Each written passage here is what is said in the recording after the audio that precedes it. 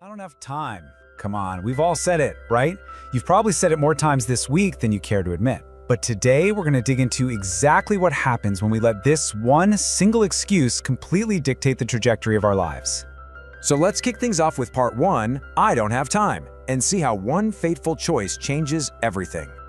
Picture this. Our story doesn't start in some fancy boardroom. It starts in a totally ordinary college hallway. The clock hits exactly 3:57 p.m., and two best friends are about to head in opposite directions. On one side, you have Ryan. He's rushing to a seminar, super eager to invest in his mind. And on the other side, there's Alex. He totally brushes Ryan off. He's just staring blankly at his phone, swiping through short videos, and ironically, claiming he doesn't have time for a seminar about time. He chooses the distraction. Ryan chooses the lesson. So Ryan just leaves him there to his scrolling. Which brings us to part 2, The Fisherman's Fortune, a really incredible tale of lost time. So Ryan makes it into the room just in time to hear the speaker, Dr. Carter, tell this absolutely captivating fable about Samuel, an old, struggling fisherman. One pitch-black morning, Samuel trips over a heavy sack of stones. While he's waiting for the sun to rise, he sits by the riverbank and just starts tossing them into the water for fun. Splash, splash. But as he's doing this, he's hit by this massive flood of regrets about all his delayed opportunities. When he was young and told to study, he said tomorrow.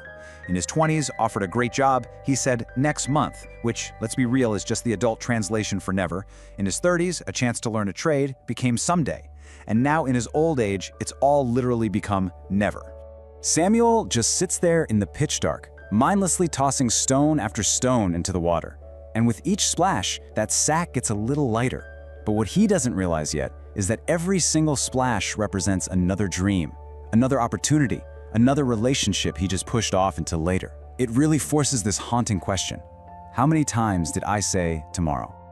Finally, Samuel is down to his very last stone. He chucks it with all his remaining strength right as the sun rises. The golden light hits the ground around him, and a gut-wrenching truth is suddenly revealed. He looks down at the few pieces he dropped. He hadn't been throwing stones at all. The sack had been filled with a literal fortune in black diamonds. He screams, jumping into the freezing river, desperately trying to grab the wealth he just casually tossed away. But the current is way too strong. It's just gone. Wow. Okay, moving on to part 3, 3 lessons on time, where we unpack Dr. Carter's wisdom. As this tragic story wraps up, the lights in the seminar hall flip back on. Dr. Carter looks at this completely silent audience and lays out a framework of 3 core concepts: perspective, the present pleasure trap, and future thinking. Listen, these aren't just abstract philosophical ideas. These are the actual practical mechanics of how we build or destroy our own lives. Dr. Carter's first lesson on perspective points out a totally undeniable truth, perfectly captured by this number: 24. The billionaire, the college student, the struggling employee, the wildly successful entrepreneur, every single one of them gets exactly 24 hours in a day. Not a second more, not a second less. The difference between them isn't the amount of time they get, it is 100% in the decisions they make with that time. The second lesson is absolutely crucial. Dr. Carter calls it the present pleasure trap. Think about it. Samuel didn't throw those diamonds into the river because he wanted to destroy his future. He did it because the tiny, immediate satisfaction of the splash felt good in that exact moment. And honestly, this is exactly how we live when we say, oh, just one more video or just one more episode. We aren't destroying our futures in one massive dramatic explosion. No, we're destroying them quietly through thousands of tiny, harmless-seeming decisions that prioritize instant comfort over our long-term growth. Which brings us to the third lesson: future thinking. Highly successful people understand something fundamental. Enduring today's discomfort, like studying, hitting the gym, or grinding on work when you'd much rather be chilling on the couch, that is what directly generates tomorrow's value. You literally cannot live tomorrow's successful life using today's lazy decisions. The future is entirely built right now, in the present. And then Dr. Carter drops this powerful footnote that just hits Ryan right in his seat. Your environment matters. Look, if everyone around you is wasting time feels totally normal. If everyone complains, complaining is your normal. But if you intentionally surround yourself with people who build, create, and challenge themselves, growth becomes your normal.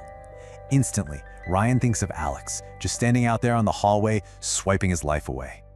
Let's jump ahead to part 4, A Tale of Two Futures, exactly 5 years later. So fast forward 5 years. College is done, and it is reunion time. This is where we get to see exactly how those tiny, daily decisions compounded over half a decade. The contrast is just wild. Ryan pulls up in a luxury car, he's healthy, thriving, and he's already built 2 successful businesses. He travels, he invests wisely. And then there's Alex. Alex looks completely exhausted. He's beaten down by a job he hates, totally trapped in this cycle of endless work. Ryan is actually getting married and invites Alex to his beautiful destination wedding, but Alex tragically admits he can't go. Why? Because he just doesn't have the free time. Ryan really feels for his old friend. He tries to help, kindly offering to send Alex some audiobooks that completely changed how he manages his life and his time. And how does Alex respond? He repeats the exact same haunting phrase he used in that hallway 5 years earlier: "I don't have time to read." It's heartbreaking. Even when handed the literal tools to escape his trap, he pushes them away. This brings us to our final section, Part 5. Stop waiting for tomorrow. As Ryan walks away, a harsh reality sets in for Alex. Ryan wasn't magically gifted a 24-hour day over the last 5 years. He simply stopped throwing his diamonds into the river. Take a look at this breakdown of a typical wasted week. 40% on phone scrolling, 35% on mindless entertainment. It's deeply ironic, isn't it? We spend hours watching other people live out their dreams on a screen, all while complaining we don't have 5 minutes to build our own. You have to ask yourself right now, where is your time actually going? Not where you wish it was going, not what you tell your friends. Where is it really going? But here is the beautiful thing. You don't need some massive overnight transformation to completely change your trajectory. You really don't. You just need to stop throwing away the stones and start compounding those small actions. Just 1 hour a day of learning turns into hundreds of hours a year. 30 minutes of exercise, that translates to transformed health. A few focused hours a week can literally birth a new business. It is all about making those tiny present moment decisions actually work for you rather than against you. So the absolutely crucial takeaway here is that we have to eradicate the sentence from our vocabulary. "I'll do it tomorrow."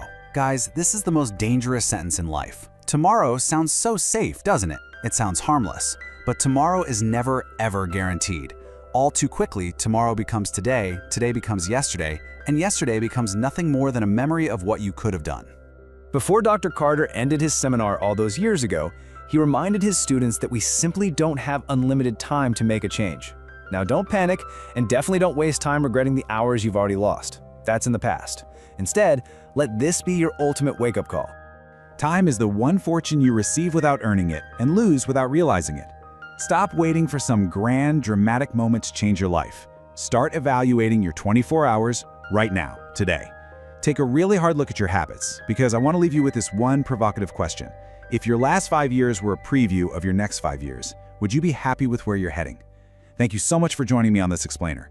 Start with just one decision today, and I'll see you next time.